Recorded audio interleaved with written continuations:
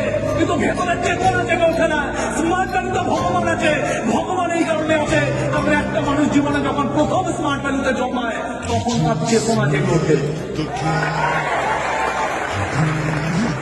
বাবাকে কষ্ট করতে দেখে স্মার্ট ভ্যালুর মাইন্ডসেট হবে না।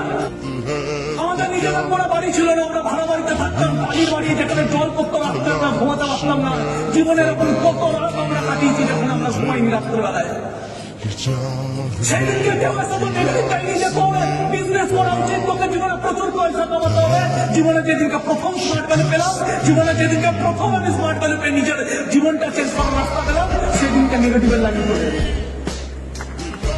সেদিনকে নেগেটিভের লাইন চলে এলো, তোর দ্বারা হবে না, এইসব হয় না, সবাই পারে না, কিছুজন পারে, ও বেকার জিনিস, এত নেগেটিভ লাইন।